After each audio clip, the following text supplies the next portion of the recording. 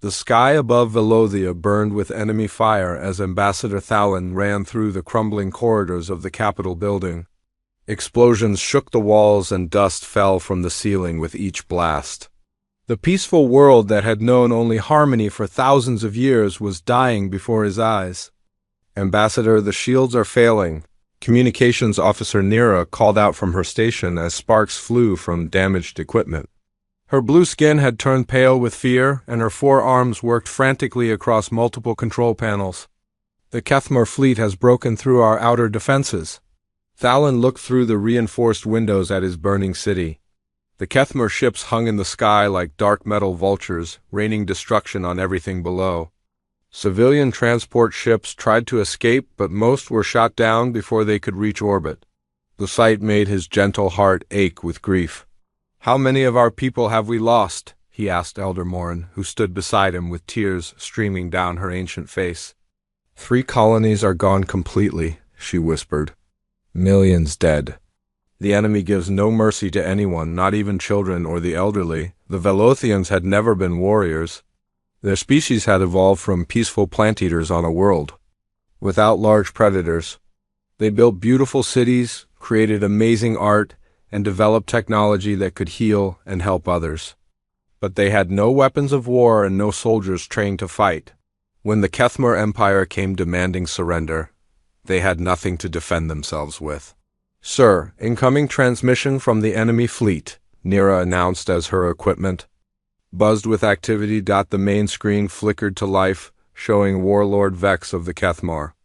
His reptilian face was covered in battle scars and his yellow eyes glowed with cruel satisfaction.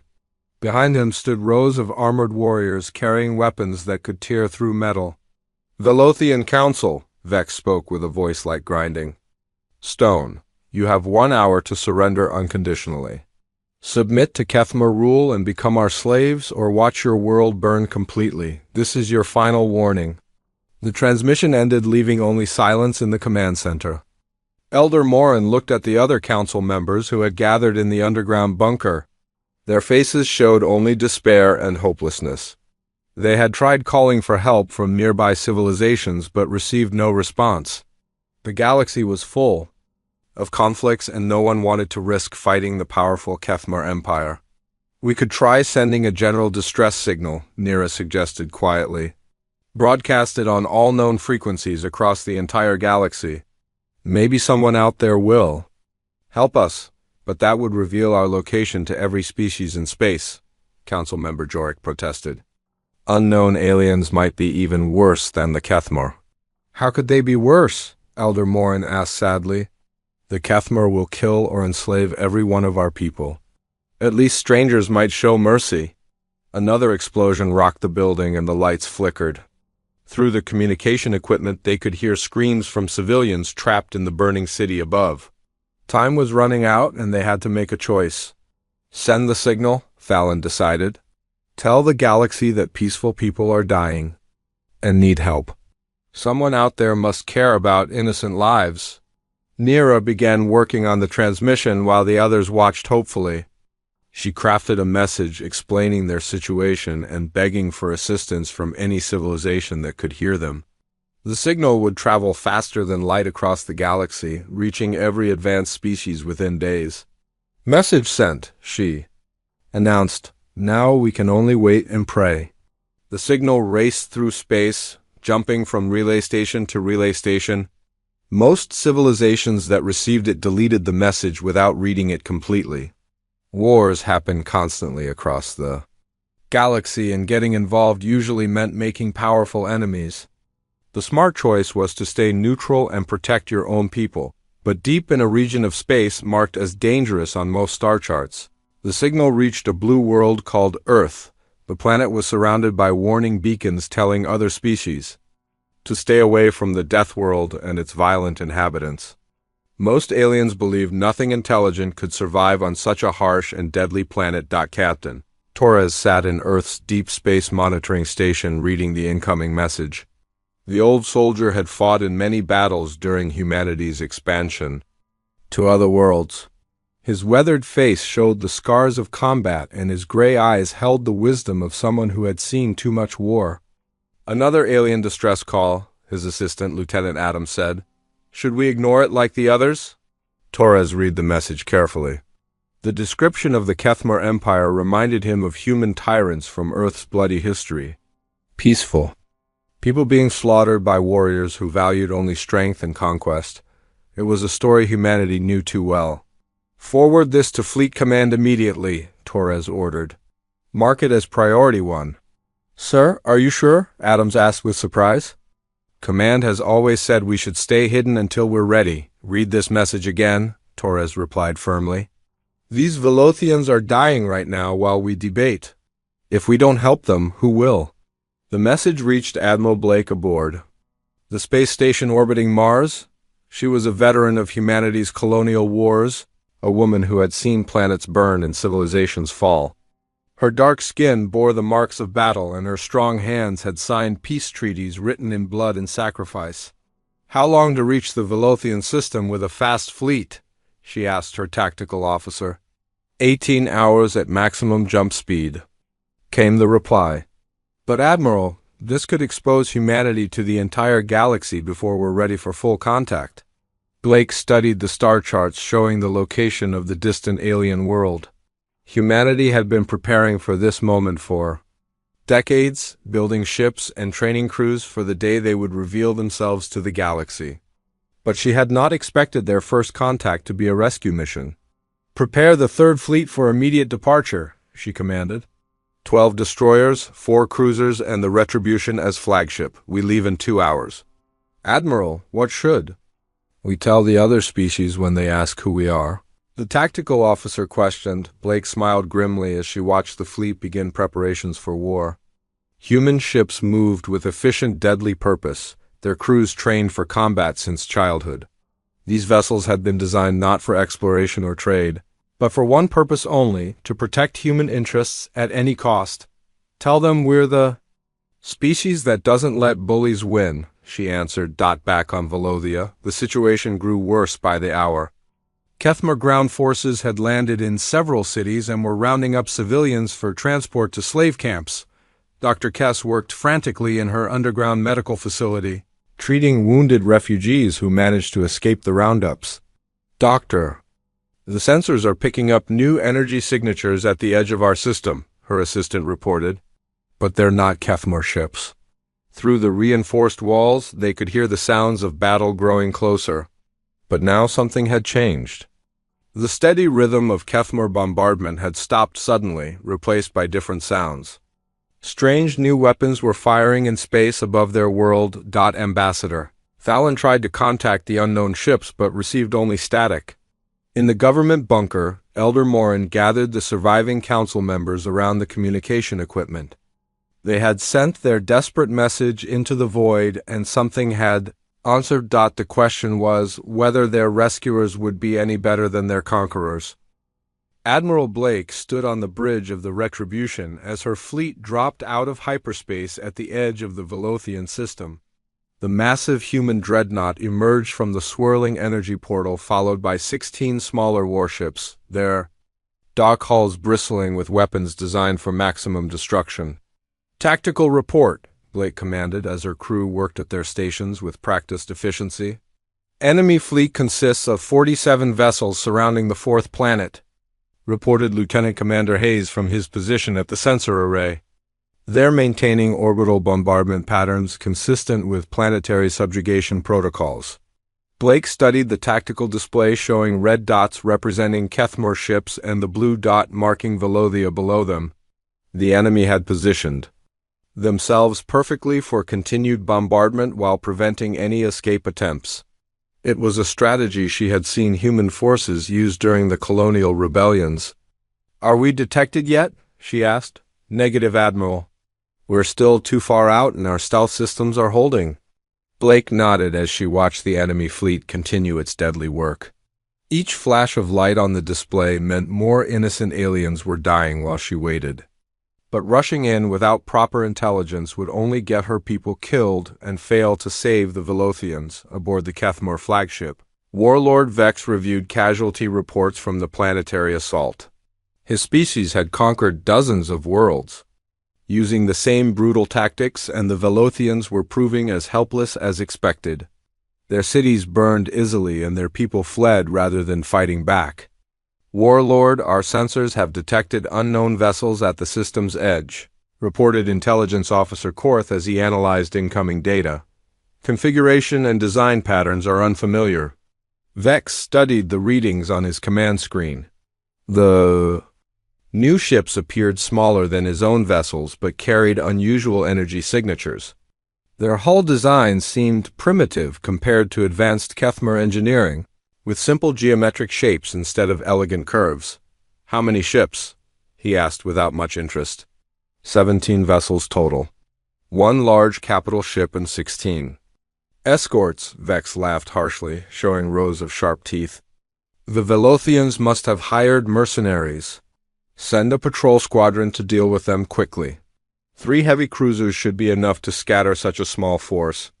"At once, Warlord," Korth replied and began transmitting orders to the patrol.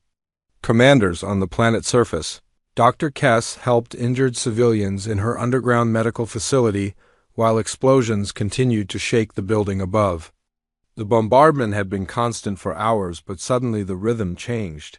Instead of steady destruction, the attacks now came in sporadic bursts. Doctor, the communication array is picking up transmissions between unknown ships," her assistant reported. "The signals are using frequencies we've never seen before." Kess paused in her work treating a young Velothian child whose parents had been killed in the attacks. The little one looked up at her with large, frightened eyes, seeking comfort. In a world gone mad, she wished she could promise that help was coming. But who would risk fighting the powerful Kethmer Empire in the government bunker? Ambassador Thalen tried desperately to establish contact with the mysterious fleet.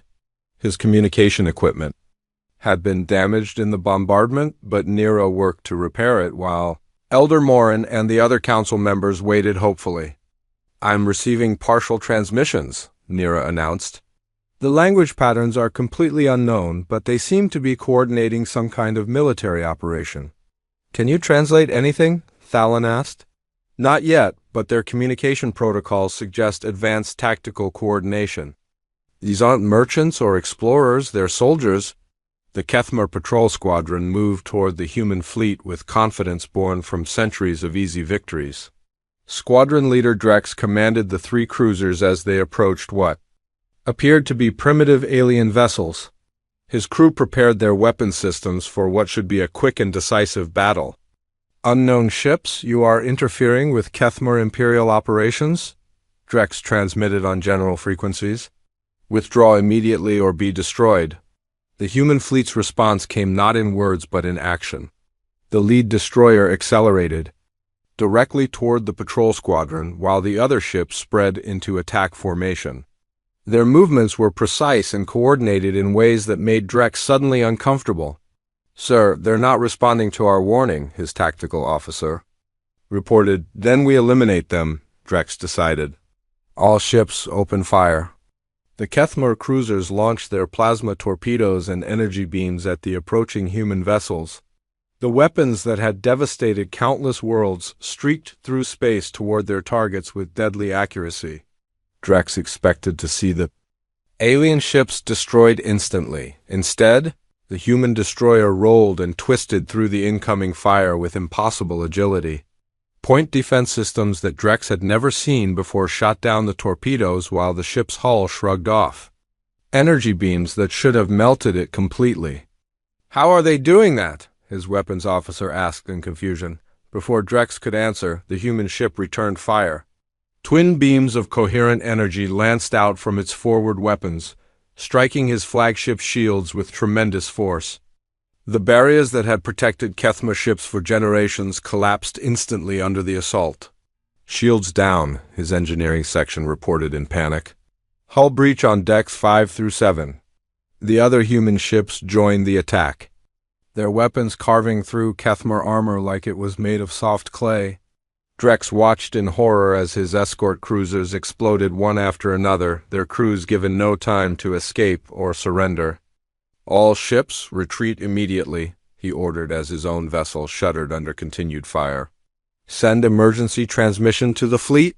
His ship's engines screamed as they pushed beyond safe limits, carrying him away from the deadly human vessels. Behind him, the wreckage of his squadron drifted in space while strange alien fighters emerged from the human ships to hunt down survivors. The message reached Warlord Vex just as he was planning the final phase of the planetary assault. His intelligence officer's face showed shock and disbelief as he delivered the report. "The patrol squadron is destroyed," Korth announced. Squadron leader Drex barely escaped. He reports the unknown vessels possess weapons and defensive systems far beyond our current capabilities. Vex felt a chill run down his spine. In 30 years of conquest, no enemy had ever destroyed Kethmer ships so easily. His species ruled through superior technology and military might, but these strangers seemed to possess both in greater measure. "How is that possible?" he demanded. "Our intelligence reports showed no advanced civilizations in this region of space. The ships appear to come from the quarantine zone," Korth replied nervously. "The region most species avoid due to dangerous radiation levels and hostile environments." "Recall all ground forces to the fleet immediately," Vex ordered. "Prepare for full-scale battle formation. If these aliens want to fight, they'll face the entire might of the Kethmer Empire." The human fleet continued its approach toward Velothia, their ships moving with deadly purpose through the void. Admiral Blake watched the tactical display as her vessels positioned themselves for the coming battle. She had studied the enemy, fleet composition, and identified their weaknesses. "All ships, this is Admiral Blake," she transmitted to her captains. "Remember, we're here to protect innocent lives, not to conquer territory. But if the enemy wants to learn why humans are called, Deathworlders will be happy to teach them." The response from her fleet commanders was immediate and unified. These men and women had trained their entire lives for combat, their bodies and minds shaped by growing up on a world where everything tried to kill them. They feared nothing the galaxy could throw at them. "Admiral, we're receiving a transmission." "From the Kethmer fleet," the communication officer reported. "Put it through," Blake ordered. Warlord Vex appeared on the main screen, his reptilian features twisted with rage and confusion. Behind him, his bridge crew worked frantically to prepare their weapons for battle. "Unknown aliens, I am Warlord Vex of the Kethmer Empire," he announced. "You have interfered with our rightful conquest and destroyed Imperial vessels. Identify yourselves and explain your hostile actions." Blake stepped forward, her calm demeanor a stark contrast to the alien warlord's angry display. She had faced many bullies in her long career, and they all responded to the same language. "I am Admiral Blake of the Terran Federation Navy," she replied coldly. "You are attacking innocent civilians and will cease all hostile actions immediately. This is your only warning." Vex laughed harshly at what he saw as empty threats from an inferior species. "Terran Federation. I have never heard of such a pathetic organization. You command barely 20 ships against my mighty fleet. Surrender. Now and I might allow your crews to live as slaves." Blake's expression never changed, but her crew could see the predatory gleam that entered her eyes. It was the look of a human who had decided that violence was the only remaining option. "You've made your choice," she said quietly. "All ships. Battle stations. Show them why nobody threatens Earth's children." The space around Velothia erupted into chaos as 47 Kethmer warships opened fire on the 17 human vessels. Plasma torpedoes and energy beams created a deadly light show against the star-filled backdrop while both fleets maneuvered. For advantage, Warlord Vex commanded his forces from the bridge of his flagship, confident that superior numbers would quickly overwhelm the strange aliens. His tactical display showed the enemy ships as small red dots surrounded by the green markers of his own fleet. "Concentrate fire on their largest vessel," he ordered his fleet commanders. "Destroy their flagship and the rest will surrender." The Retribution found itself targeted by a dozen Kethmer cruisers simultaneously. Energy beams that could melt asteroid rock struck its hull while torpedo salvos sought to penetrate its armor. Any normal ship would have been vaporized instantly under such concentrated firepower. Instead, Admiral Blake's flagship rolled through the incoming fire like a predator avoiding clumsy attacks. Its point defense systems shot down torpedoes with computerized precision while ablative armor plates absorbed and dispersed the energy beams harmlessly. "Return fire," Blake commanded calmly. "Target their command ships first." The Retribution's main guns spoke with voices of thunder, sending coherent energy beams across the void with devastating accuracy. The first shot struck a Kethmer heavy cruiser amidships, punching completely through its hull and causing a chain reaction that tore the vessel apart. "Impossible," Vex whispered as he watched one of his most powerful ships destroyed with a single shot. "Our shields should have stopped that attack completely." Major Bricks, his tactical officer, studied the sensor readings with growing alarm. "Sir, their weapons appear to operate on completely different principles from anything in our database. The energy output exceeds our theoretical maximums." Around the flagship, human destroyers engaged Kethmer cruisers in individual duels that should have been hopeless mismatches.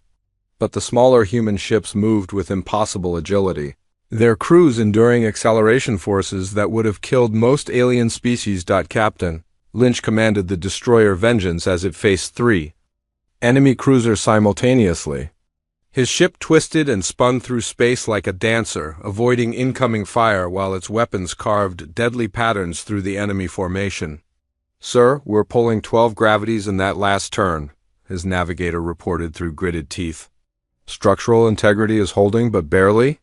"The Kethmer ships can't match our acceleration," Lynch replied as blood ran from his nose due to the extreme forces. "Use it against them. Make them choose between hitting us and not crashing into each other." The human crew endured punishment. That would have knocked other species unconscious. Their bodies adapted by evolution on a world where gravity tried to crush them daily. They fought with desperate efficiency born from growing up in an environment that killed the weak without mercy. On Velathia's surface, Dr. Kess emerged from her underground shelter to witness the space battle raging overhead. The night sky blazed with weapon fire and explosions as unknown ships fought the Kethmar fleet that had terrorized her world. "Doctor, look at this," her young assistant Jex said as he operated a portable sensor unit. "The new ships are much smaller than the Kethmar vessels, but they're winning the battle." Kess watched in amazement as tiny lights danced between larger ones, leaving trails of destruction in their wake. Whoever these strangers were, they fought with a skill and ferocity that seemed impossible for such a small force.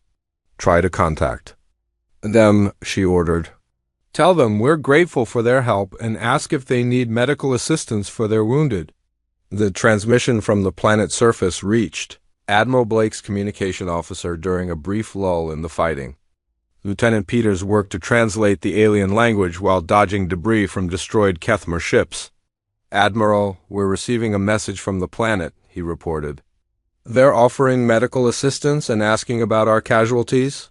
Blake smiled grimly as her ship shook under another enemy barrage.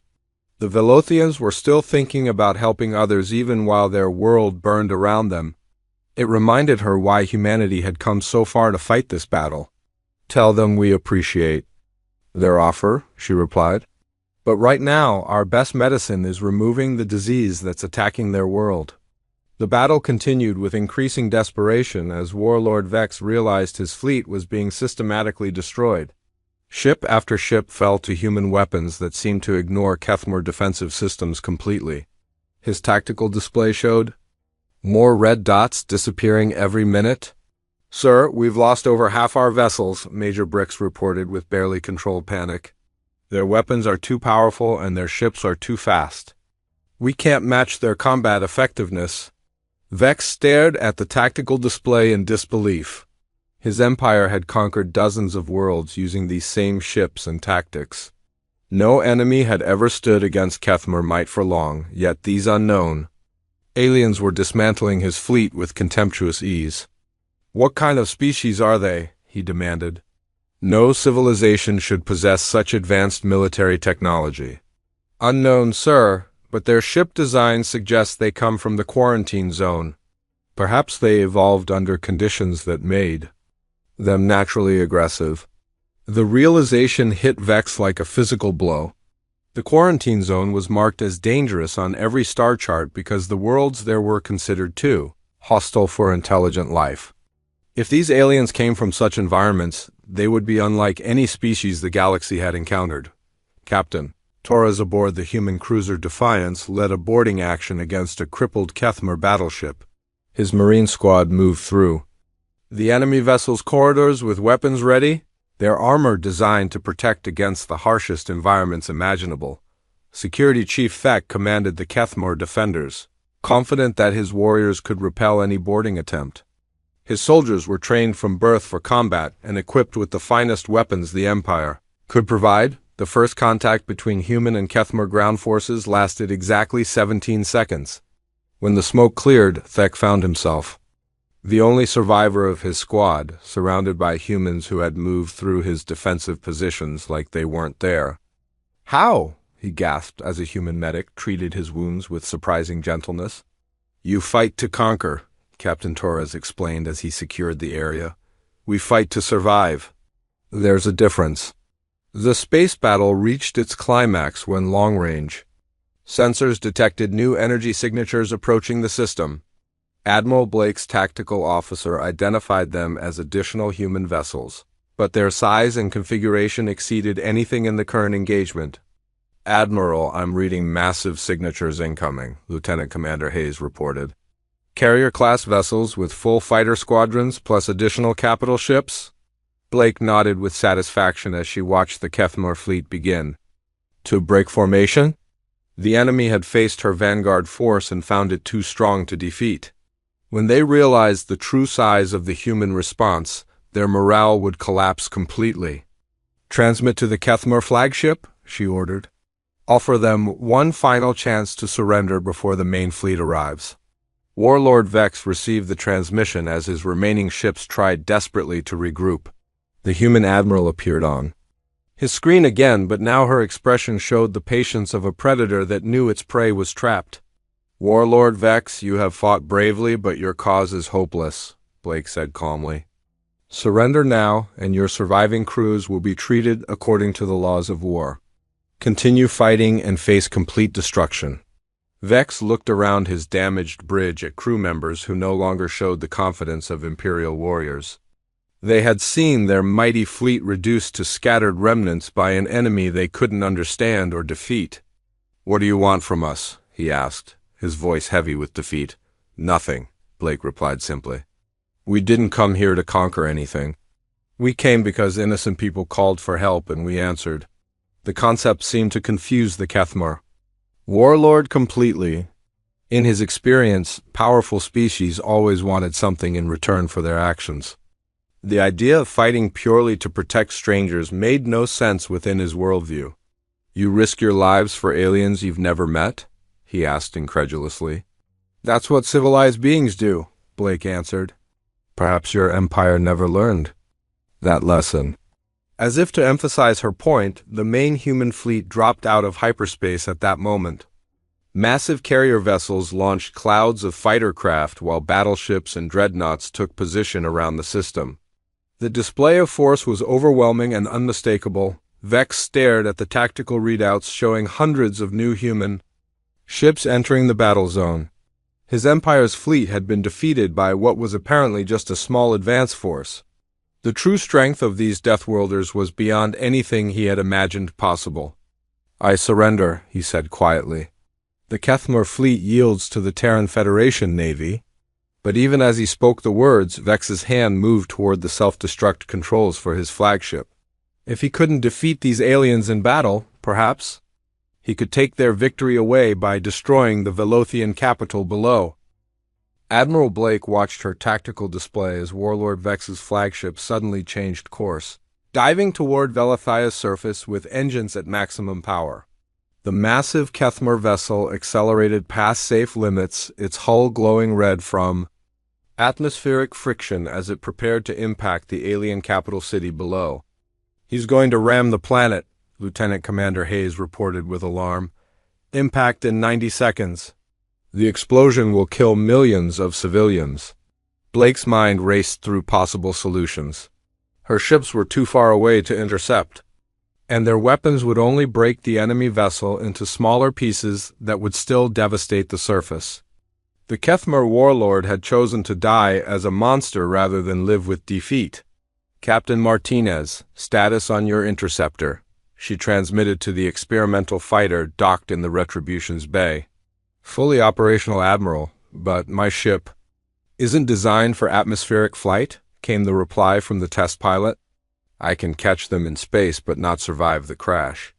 Blake closed her eyes for a moment, feeling the weight of command settle on her shoulders. Millions of innocent lives hung in the balance, and only one choice remained that could save them. "Launch immediately, Captain." "Run course, maximum acceleration." "Understood, Admiral." "It's been an honor serving with you." The small human interceptor shot from the flagship's launch bay like a bullet, its experimental engines pushing it far beyond normal safety limits. Captain Martinez felt the crushing force of acceleration as his ship raced to intercept the falling Kethmer vessel on Velathia's surface. Dr. Kess and her staff watched in horror as the enemy flagship grew larger in the sky above their city. The massive warship's hull glowed like a falling star, but this meteor would destroy everything they had worked to save. "Everyone into the deepest shelters," she ordered her medical staff. "Take the wounded with you and don't look back." Young Jex refused to leave his sensor equipment, continuing to track the incoming disaster. "Doctor, there's a small ship moving to intercept. It's one of the human vessels." Kess looked up at the sky where a tiny spark of light raced to meet the falling giant. Whoever was piloting that small craft was flying directly into certain death. To protect people they had never met, Ambassador Thalen stood in the government bunker with Elder Morin and the surviving council members, watching their final moments approach. The chamber shook as the atmosphere above them burned with the heat of the incoming collision. "The strangers tried to save us," Elder Morin whispered. "Even now, one of them dies for our sake." "Remember their sacrifice," Thalen replied grimly. "If any of us survive, the galaxy must know what they did here." In space above the planet, Captain Martinez pushed his interceptor beyond all design limits as he closed the distance to Vex's flagship. His small craft shuddered under forces that should have torn it apart, but human engineering held together through will and determination. "This is Martinez to Admiral Blake," he transmitted as alarms screamed in his cockpit. "Impact in 10 seconds? Tell my family I died protecting innocent people." "Captain, your family will know you died a hero," Blake replied, her voice heavy with emotion. The collision occurred at an altitude of 50 kilometers above Velathia's capital. The human interceptor struck the Kethmer flagship at the junction of its engine compartments, creating a chain reaction that tore the massive vessel apart. Instead of one devastating impact, the explosion scattered debris across thousands of square kilometers of empty land. Captain Martinez died instantly in the blast, but his sacrifice saved 7 million Velothian civilians from annihilation. The shockwave from the explosion shattered windows across the capital, but the city itself remained intact. Admiral Blake stood silently on her bridge as the debris field spread across Velathia's upper atmosphere. Another good officer had given his life in the service of humanity's ideals. She would personally deliver the news to his wife and children back on Earth. "Admiral, the remaining Kethmer vessels are requesting permission to surrender," her communication officer reported. "Granted. Have them power down weapons and prepare to be boarded. Any ship that shows hostile intent will be destroyed immediately." The aftermath of the battle found the human fleet in complete control of the Velothian system. 31 Kethmer vessels had been destroyed while the remaining 16 surrendered without further resistance. Human casualties totaled 43 crew members, with Captain Martinez remembered as the hero who saved an entire world. Ambassador Thalen led a Velothian delegation aboard the human diplomatic vessel Harmony, where they met with Admiral Blake and Ambassador Reed. The humans appeared surprisingly normal despite their incredible combat abilities, with the same basic body structure as many other species. "On behalf of the Velothian people, I thank you for saving our world," Thalen said. "Formally, we are forever in your debt." Ambassador Reed, a middle-aged woman with graying hair and kind eyes, smiled warmly at the alien diplomat. "We didn't come here to create debts. We came because you called for help and it was the right thing to do." "But why?" Elder Morin asked, in confusion. "Your ships traveled vast distances and your people died for strangers. What do you gain from such sacrifice?" Blake answered the question with simple honesty. "Our species learned long ago that civilization means protecting those who cannot protect themselves. We've seen what happens when the strong prey on the weak without consequence." Dr. Kess worked alongside human combat medic Phillips in the Harmony's medical bay, treating wounded from both sides of the battle. She was amazed by the advanced human medical technology and their philosophy of healing former enemies. "Your equipment can regenerate lost limbs," she observed as they treated a Kethmer soldier whose arm had been severed in the fighting. "Our world taught us that survival often depends on recovering from terrible injuries," Phillips explained as he worked. "We learn to fix what gets broken, whether it's our own people or our enemies." Kess noticed that the humans treated their defeated foes with professional care, but no particular warmth. They healed Kethmer wounds efficiently while maintaining the same alertness they would show around dangerous animals. "You don't trust them," she realized. "Trust is earned," Phillips replied simply. "These soldiers chose to attack innocent people. We'll heal their bodies, but we won't forget what they are." The interrogation of captured Kethmer officers revealed the full scope of their empire's crimes. Intelligence Officer Commander Price led the questioning while Velothian observers translated cultural references that helped explain the enemy's motivations. 47 conquered worlds, Price reported to Admiral Blake. Estimated slave population of 12 billion beings across 16 different species. They've been expanding for over 2 centuries. Blake studied the intelligence reports with growing anger. The Kethmer Empire represented everything humanity had fought against in their own bloody history. The strong dominating the weak, might making right, and civilization reduced to conquest and slavery. "What's their reaction to our victory here?" she asked. "Shock and disbelief mainly. Most of them can't understand why we're not demanding tribute or territory as payment for our intervention, and their plans for other conquest targets." Price showed her a star chart marked with red symbols indicating Kethmer military objectives.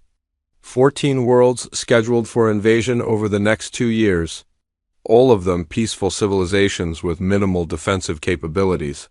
Blake nodded grimly as she studied the locations of future Kethmer victims. Each red symbol represented millions of innocent beings who would face the same fate as the Velothians if something didn't change. "Send word to Fleet Command," she ordered. "Request authorization for extended patrol operations in this sector. It seems we have more work to do." News of the battle spread across the galaxy through quantum communication networks faster than anyone had expected. Species that had ignored the original Velothian distress call now desperately tried to establish contact with both the survivors and their mysterious human rescuers. The Galactic Communication Center on the neutral world of Nexus Prime received over 2,000 messages in the first day after the battle ended. Most were from civilizations asking for protection from various threats, while others demanded information about these dangerous newcomer humans. Director Nala of the Communication Center studied the flood of incoming transmissions with growing concern. She was a career diplomat who had spent decades maintaining peaceful relationships between different species, but the arrival of humanity threatened to upset the galaxy's delicate balance. "The Hegemony Council is demanding an emergency session," her assistant reported. "They want to discuss what they're calling the human problem before these newcomers can disrupt established order." Nala sighed as she read through message after message from species begging for human protection.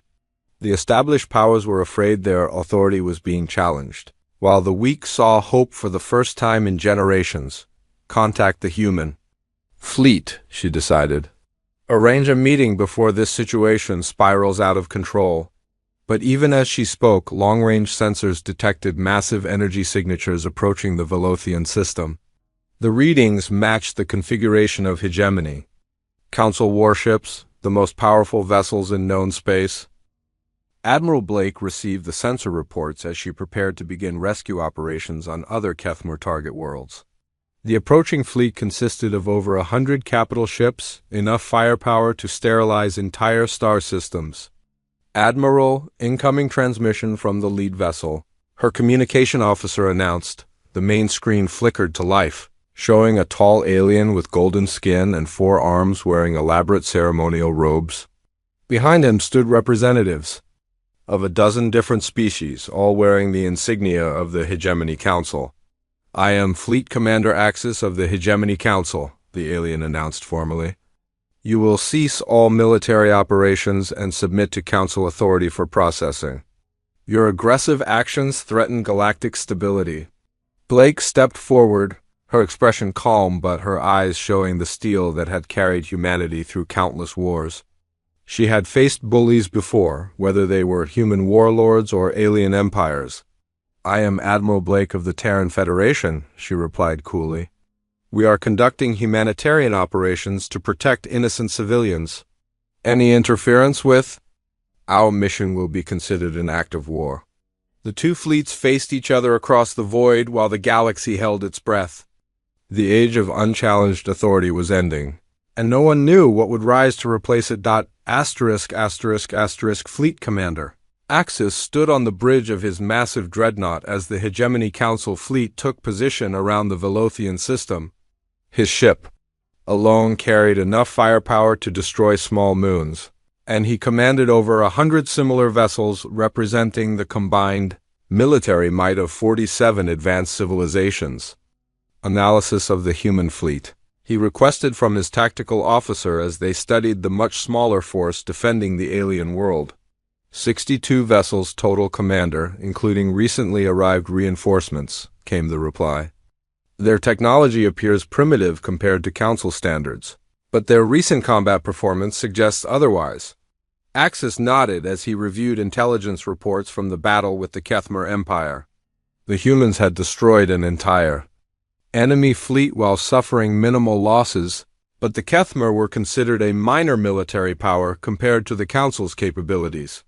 "Prepare diplomatic contact protocols," he ordered. "These newcomers will learn to respect 10,000 years of galactic stability." Aboard the human flagship, Admiral Blake studied the tactical display showing Council vessels surrounding her fleet. The odds were overwhelming, but she had faced worse situations during humanity's colonial wars. The key was making the enemy understand that victory would come at a price they weren't willing to pay. "All ships to battle stations," she commanded calmly. "Yellow alert only? We're here to talk, but we'll be ready if talking fails." Ambassador Reed joined Blake on the bridge as they prepared for what could be humanity's first contact with the galaxy's true powers. The older woman had negotiated peace treaties between human colonies and understood how to project strength while leaving room for face-saving compromises. "What do we know about this Hegemony Council?" Reed asked as she reviewed intelligence. "Files. They've maintained galactic peace for 10 millennia by ensuring no single species becomes too powerful," Blake replied.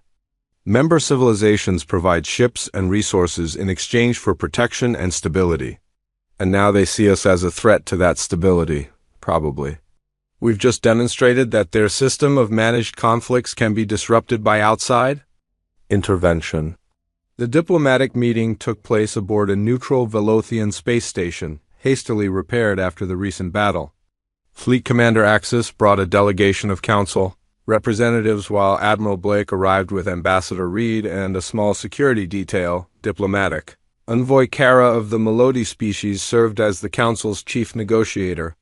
Her people were known throughout the galaxy for their wisdom and dedication to peaceful solutions, making her the logical choice to handle this delicate situation.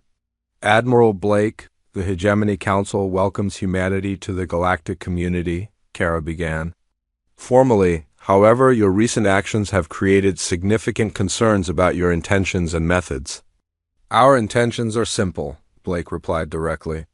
"We protect innocent people from those who would harm them. Our methods are whatever proves necessary to accomplish that goal. But your intervention in the Kethmer situation has disrupted Establish territorial boundaries, Council Member Ruff of the Industrial Dranaki protested. The Empire had legitimate conquest rights under traditional galactic law. Ambassador Reed spoke up with barely controlled anger. Traditional law that allows the strong to enslave the weak. We've seen enough of that kind of law in our own history. The tension in the room increased as representatives from various council species exchanged concerned glances. These humans seemed to fundamentally reject the principles that had maintained galactic order for 10,000 years.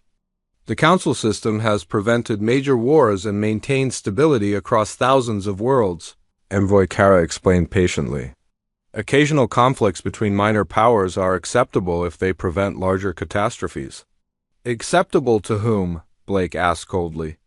I doubt the Velothians would agree that their suffering was necessary for your stability. Fleet Commander Axis leaned forward with obvious frustration. Admiral, you command a small fleet from an unknown species. The Council represents 47. Advanced civilizations with combined resources that dwarf your capabilities. You cannot impose your will on the entire galaxy. Blake smiled with the confidence of someone who had heard similar threats many times before. Commander, we don't want to impose our will on anyone.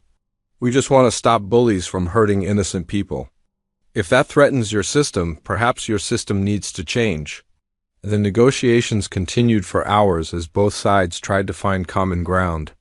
The Council wanted humanity to accept their authority and limit their interventions to approved actions. The humans insisted on their right to protect innocent life regardless of political considerations. During a recess in the talks, Envoy Kara spoke privately with Ambassador Reed about the fundamental differences in their philosophies.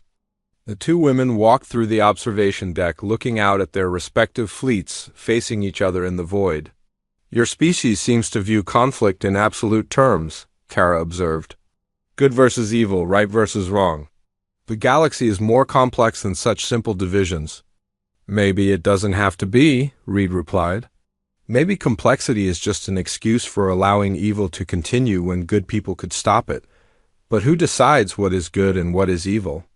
The council system allows different species to coexist, despite their differences, by letting the strong prey on the weak as long as they don't threaten the established order. That's not coexistence, that's managed brutality. Their conversation was interrupted by urgent reports from both fleets. Long-range sensors had detected multiple groups of ships approaching the system from different directions, but these weren't military vessels. Instead, they were civilian transports and merchant ships carrying representatives from dozens of species. Dr. Kess worked frantically in the medical bay as more alien refugees arrived hourly. The news of humanity's victory over the Kethmer Empire had spread across the galaxy, bringing hope to oppressed peoples who had never dreamed of freedom. Doctor, we have representatives from the Aldari refugee camps, her assistant reported. Their entire species was enslaved by the Kethmer 50 years ago. Kess looked at the group of tall, thin aliens with pale blue skin and large eyes that held depths of suffering. Their leader, a female named Vera, approached with obvious desperation. Please, we heard that the humans fight for justice, Vera pleaded. Our people work in Kethmer mining colonies under terrible conditions. Can you help us? We're not the ones making those decisions, Kess replied gently. But I believe the humans came here because they care about people like you. Similar scenes played out across the space station as representatives from conquered worlds, enslaved species, and oppressed colonies arrived seeking human protection. Each group brought stories of suffering under the current galactic order that the Council had maintained through selective blindness. Elder Morin found herself serving as an unofficial coordinator for the growing refugee population. The elderly Velothian had seen her own world saved by human intervention and understood the hope these beings carried. How many species are represented now? She asked her aide as they reviewed the growing list of refugees. 37 different civilizations, with more arriving every hour, came the reply. Most are from worlds conquered or enslaved by powers too strong for them to resist alone. And what do they want from the humans? The same thing we wanted: protection, freedom, a chance to determine their own fate without fear. The situation. reached a crisis point when several council member species began receiving reports that their own subject populations were requesting human intervention. The carefully maintained system of managed oppression was collapsing as word spread about humanity's willingness to fight for others. Speaker Vale of the Melody brought disturbing news to the council delegation. Her people prided themselves on peaceful wisdom, but even they had maintained their position through agreements with stronger military powers. 14 of our protectorate worlds have formally requested human protection, she reported with obvious distress. They claim we failed to defend them from raiders and pirates. The same is happening across the galaxy, Council Member Roth added grimly. Species that have accepted Council authority for centuries are now questioning our ability to provide real security. Fleet Commander Axis realized that the human problem was far larger than a simple military threat. These newcomers had introduced an idea that threatened the entire foundation of galactic civilization, that protection should come without a price in freedom. We could order them to leave, he suggested. A show of overwhelming force might convince them to return to their quarantine zone. And if they refuse, Envoy Kara asked. Their recent combat performance suggests they wouldn't surrender easily. Then we destroy them as an example to others who might challenge Council authority.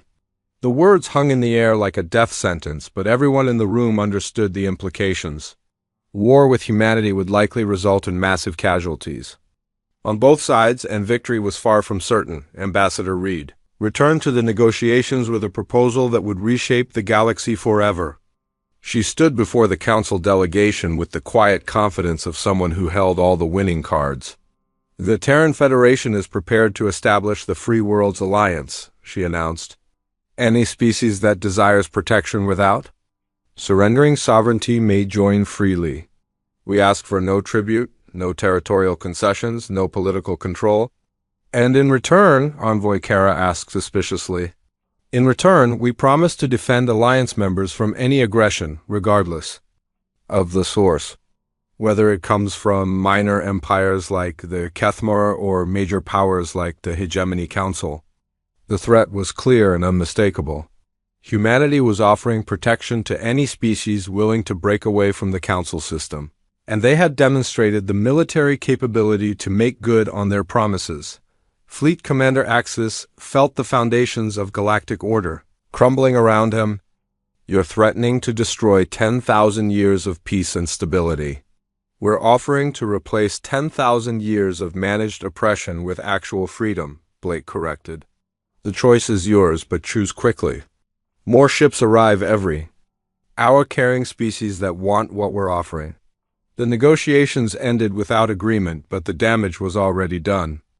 Over the following days, 17 species formally withdrew from Council protection and joined the Free Worlds Alliance. The exodus accelerated as more civilizations realized they could choose freedom over security. Dr. Kess stood beside Ambassador Thalen in the space station's observation deck, watching human ships escort convoys of liberated refugees to their homeworlds. The galaxy was changing in ways no one had imagined possible just weeks before. Do you think we made the right choice? Thalen asked as they watched the exodus of hope spreading across the stars. We called for help when we were dying, Kess replied simply. They came. Whatever happens next, at least we're alive to see it. Admiral. Blake received her final orders from Earth as the Free Worlds Alliance continued to grow. Humanity had revealed itself to the galaxy earlier than planned, but the results exceeded all expectations. Instead of conquest or exploitation, they had offered something no one had seen in millennia: protection without price. Admiral, we're receiving over 200 distress signals from across the galaxy, her communication officer reported. Species requesting assistance against everything from pirates to imperial conquest. Blake studied the tactical display showing human fleets deploying to dozens of systems where the weak had called for help.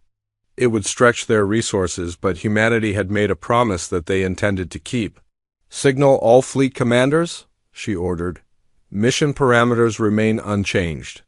We protect those who cannot protect themselves, regardless of the cost. The age of managed oppression was ending. replaced by something the galaxy had never seen, a civilization that fought for others without expecting anything in return.